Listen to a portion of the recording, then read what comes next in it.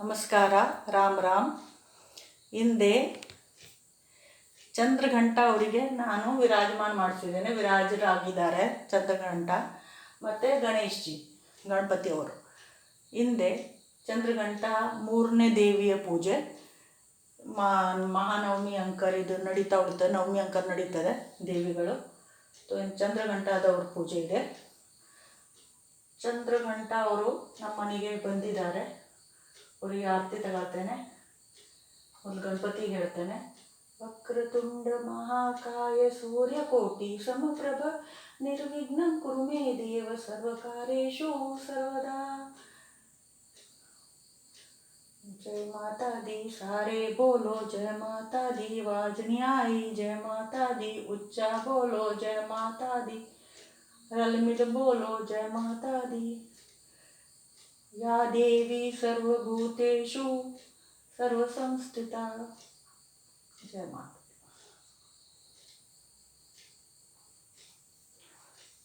आज चंद्रघंटा हमारे घर में विराजमान हुई हैं. ಹಿಂದೆ ನಮ್ಮ ಮನೆಯಲ್ಲಿ ಚಂದ್ರಘಂಟ ಅವರು ಬಂದಿದ್ದಾರೆ. ಅವರು ಹಿಂದೆ ನಮಗೆ ಆಶೀರ್ವಾದ ಕೊಡ್ತಾರೆ. ಚಂದ್ರಘಂಟ ಅವರ ಕತೆ ಹೀಗಿದೆ. ಯಾವಾಗ ಪಾರ್ವತಿ ಪ್ರಾರ್ಥನೆ ಮಾಡಿದ್ರು ಶಿವಜಿಗೆ ಕಿ ನೀವು ನನಗೆ ಧರಿಸಬೇಕು, ನಾನು ನಿಮ್ಮ ಅರ್ಧಾಂಗಿನಿ ಹಾಕೊಂಡು ಬರ್ತೇನೆ ಅಂದಾಗ ಅವರು ಅದನ್ನು ಸ್ವೀಕಾರ ಮಾಡ್ಕೊಂಡ್ರು. ಮತ್ತು ಅವರು ಅವ್ರ ಮನೆಯಲ್ಲಿ ಮದುವೆಗೆ ಹೋದಾಗ ಅವರು ಪೂರ್ತಿ ಇಡೀ ಮೈಯಲ್ಲಿ ಶವದ ಭಸ್ಮ, ಪೂರ್ತಿ ಬೂದಿ ತಮ್ಮ ಮೈಯಲ್ಲಿ ಹಚ್ಕೊಂಡ್ರು. ಇದರಿಂದ ಅವ್ರು ಭಾಳ ಭಯಾನಕವಾಗಿ ಕಂಡ್ರು. ಅಷ್ಟೇ ಅಲ್ಲ, ಅವ್ರು ತಮ್ಮ ಬರಾತಿಗಳಂದರೆ ನೆಂಟರುಗಳ ಸಂಗಡ ಬಂದಾಗ ಅವ್ರು ಯಾರಿಗೆ ಕರ್ಕೊಬಂದ್ರು ಅಂದರೆ ಭೂತ್ ಪ್ರೇತ್ ಪಿಶಾಚ್ ಇಂಥ ಭಯಾನಕವಾದ ಬರಾತ್ ಬಂತು. ಬರಾತ್ ಅಂದರೆ ಅವ್ರ ಸಂಗಡ ನೆಂಟರ ಊಟಕ್ಕೆಲ್ಲ ಬಂದರು. ಆವಾಗ ಪಾರ್ವತಿ ಮಾತೆ ಹೆದ್ರು ಹೋದರು. ಇದೆಂತ ನನ್ನ ಮಗಳು ವರ ಹುಡುಕಿದಾಳೆ, ಇದಂತೂ ಭಾಳ ಭಯಾನಕ ಇದೆ. ಆವಾಗ ಪಾರ್ವತಿಯವರು ತಮ್ಮ ರೂಪವನ್ನು ಬದಲಿ ಮಾಡಿದ್ರು. ಮತ್ತು ಒಂದು ಸೌಮ್ಯ ರೂಪನೇ, ಆದರೆ ಅವರು ಚಂದ್ರಘಂಟ ಅಂತ ರೂಪ ತಗೊಂಡ್ರು. ಅದರಲ್ಲಿ ಅವರ ತಲೆ ಮೇಲೆ ಚಂದ್ರ ಇತ್ತು, ಹಣೆ ಮೇಲೆ ಗಂಟೆ ಅದು ಅದ್ದಿತ್ತು, ಕುಂಕುಮ. ಮತ್ತು ಸಂಗಡ ಅವರಿಗೆ 10 ಕೈ ಇದ್ವಿ. 10 ಕೈದಲ್ಲಿ 9 ಕೈಯಲ್ಲಿ ಅಸ್ತ್ರಶಸ್ತ್ರ ಇದ್ವಿ. ಒಂದು ಕೈ ಆಶೀರ್ವಾದ ರೂಪದಲ್ಲಿ ಇತ್ತು. ಮತ್ತು ಅವರು ಪ್ರಾರ್ಥನೆ ಮಾಡ್ಕೊಂಡ್ರು ಶಿವಗೆ, ನೀವು ಒಂದು ಸುಂದರ ರಾಜ್ಕುಮಾರ್ ಆಗಿ ತೋರಿಸ್ಕೊಳ್ಳಿ ನಿಮಗೆ. ಆವಾಗ ಶಿವ ಅವರ ಪ್ರಾರ್ಥನೆಯನ್ನು ಸ್ವೀಕಾರ ಮಾಡಿದ್ರು. ಮತ್ತು ಭಾಳ ಸುಂದರ ರಾಜ್ಕುಮಾರ್ ಆದರು. ರಾಜ್ಕುಮಾರ್ ಹಾಕೊಂಡೆ ಮತ್ತು ವರ ಹಾಕೊಂಡೆ ಬಂದರು. ಭಾಳ ಸುಂದರವಾಗಿ ಕಾಣಿಸ್ತಾ ಇದ್ರು. ಮತ್ತು ಆವಾಗ ಅವರೆಲ್ಲ ಬಗ್ಗೆ ಸಮಾಧಾನ ಆಯಿತು. ಇವ್ರದ್ದು ವಿವಾಹ ಸಂಪನ್ನ ಆಯಿತು. ಆ ದಿವಸದಿಂದ ಇವರು ಪೂಜೆ ಮಾಡ್ತಾರೆ. ಇವರಿಗೆ ನಾವು ಚಂದ್ರಘಂಟ ಅಂತ ಕರಿತೇವೆ. ಚಂದ್ರಘಂಟ ಮತ್ತೊಂದು ಕತೆ ಇದೆ. ಇವರು ರಾಕ್ಷಸಗಳದ್ದು ವಧ ಮಾಡಿದರು. ಭಸ್ಮಾಸುರೆಲ್ಲ ಇವರಿಗೆ ಯುದ್ಧ ಮಾಡಿ ಅವರಿಗೆಲ್ಲ ಯುದ್ಧದಲ್ಲಿ ಸೋಲಿಸಿದ್ರು. ಹೀಗೂ ಆ ಚಂದ್ರಘಂಟ ಏನಿದೆ ಶಕ್ತಿ ಪ್ರತೀಕನೂ ಹೌದು, ಸುಖ ಶಾಂತಿ ಪ್ರತೀಕನೂ ಹೌದು. ಇದು ಇವರಿಗೆ ಕೇಸರಿ ಬಣ್ಣ ಮತ್ತು ಗ್ರೇ ಕಲರ್, ಬೂದಿ ಬಣ್ಣ ಮತ್ತು ಬ್ರೌನ್ ಕಲರ್ ಭಾಳ ಇಷ್ಟ ಅಂತೆ. ಅದಕ್ಕಾಗಿ ನಾನು ಅವರಿಗೆ ಕೇಸರಿ ಬಣ್ಣದ ಸೀರೆಯನ್ನು ಉಡಿಸಿದ್ದೇನೆ. ಮತ್ತು ನಮ್ಮ ಗಣಪತಿ ಅವರಿಗೆ ಸೇರಿಸಿ ಗ್ರೇ ಮತ್ತು ಬೂದಿ ಬಣ್ಣ ಮತ್ತು ಬ್ರೌನ್ ಕಲರನ್ನು ಉಡಿಸಿದ್ದೇನೆ. ಅಂತದಕ್ಕೆ ಹಿಂದಿದ್ರು ಬೂರಾ ರಂಗ್ ಅಂತಾರೆ. ಬೂರಾ ರಂಗ್ ಆರ್ ರಾಕ್ ರಂಗ್ ಅಂತ ಉಡಿಸಿದ್ದೇನೆ. ಮತ್ತು ಅವರ ಆಸನನೂ ಕೂಡ ಕೆಂಪ ಮತ್ತು ಕೇಸರಿ ಬಣ್ಣದಲ್ಲಿ ಮಾಡಿದ್ದೇನೆ. ಅವರಿಗೆ ಹಾಲು ಅಂದರೆ ತುಂಬ ಇಷ್ಟ ಅಂತೆ. ಹಾಲನ್ನು ಭೋಗ ಹಾಕ್ಸಾಗದೆ ನಾನು, ಆದರೂ ನಾನು ಮತ್ತೊಂದು ಸಲ ಭೋಗ ಹಾಕ್ತೇನೆ. ಇವರು ಹಾಲನ್ನು ಭೋಗ ಮಾಡಬೇಕು.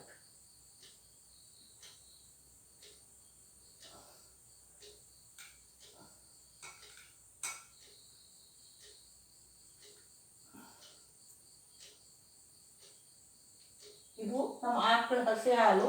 ಇವರಿಗೆ ಹಾಲು ಅಂದರೆ ತುಂಬ ಇಷ್ಟ ಅಂತೆ. ಅದಕ್ಕಾಗಿ ನಾನು ಅದೇ ಭೋಗದಲ್ಲೇ ಹಾಕಿಸಿದ್ದೇನೆ. ಇವರು ಇಂದು ನಮ್ಮ ಮನೇಲಿ ವಿರಾಜಮಾನ ಆಗಿದ್ದಾರೆ. ಮಧ್ಯಾಹ್ನ ನನಗೆ ವಿಡಿಯೋ ಮಾಡಲಿಕ್ಕೆ ಆಗಲಿಲ್ಲ, ಅದಕ್ಕಾಗಿ ನಾನು ಮತ್ತೆ ರಾತ್ರಿಗೆ ವಿಡಿಯೋ ಮಾಡ್ತಾ ಇದ್ದೇನೆ. ಸ್ವಲ್ಪ ಸಮಯ ಸಿಕ್ತು ನನಗೆ, ಆದ್ದರಿಂದ ನಾನು ಮಾಡ್ತಾ ಇದ್ದೇನೆ. ಇದ್ರ ಜೊತೆಗೆ ನಾನು ಎಲ್ಲರಿಗೂ ಇದೇ ಬಯಸ್ತೇನೆ, ಈ ದೇವರು ನಮ್ಮ ಮನೇಲಿ ಏನು ಸ್ಥಾಪನೆ ಆಗಿದೆ ಅಥವಾ ಎಲ್ಲ ಕಡೆಯೂ ಇದರ ಪೂಜೆ ಪುನಸ್ಕಾರ ಆಗ್ತಾ ಇದೆ. ಎಲ್ಲ ದೇವ್ರ ಹತ್ರ ಇದೇ ಪ್ರಾರ್ಥನೆ ಮಾಡ್ತೇನೆ, ಇಡೀ ಜಗತ್ತಲ್ಲಿ ಸುಖ ಶಾಂತಿ ಬರಲಿ, ಎಲ್ಲ ಕಡೆಗೂ ನೆಮ್ಮದಿ ಬರಲಿ, ಎಲ್ಲರಿಗೂ ಏನೇನು ಬೇಕಾದಷ್ಟು ಸಿಕ್ಕಲಿ, ಎಲ್ಲ ಜನರಿಗೆ ಮನಸ್ಸಲ್ಲೇ ಏನೂ ಪಾಪ ಇರದೆ, ಏನೂ ಕಷ್ಟ ಇಲ್ಲದೆ ಆಗಲಿ. ಮತ್ತೊಂದು ವಿಷಯ, ನನ್ನ ಕನ್ನಡ ಸ್ವಲ್ಪ ಹಿಂದೆ ಮುಂದೆ ಆಗ್ತದೆ, ಯಾಕಂದರೆ ನಾನು ದಿಲ್ಲಿಲಿ ಬೆಳೆದಿದ್ದೆ, ಅದರಿಂದ ನಂಗೆ ಹಿಂದಿನೇ ಸರಿಯಾಗಿ ಬರ್ತದೆ, ಆದರೆ ಕನ್ನಡ ಸ್ವಲ್ಪ ಹಿಂದೆ ಮುಂದೆ ಆಗೋಗ್ತದೆ. ಅದಕ್ಕೆ ಕ್ಷಮಿಸ್ಬೇಕು ನೀವು.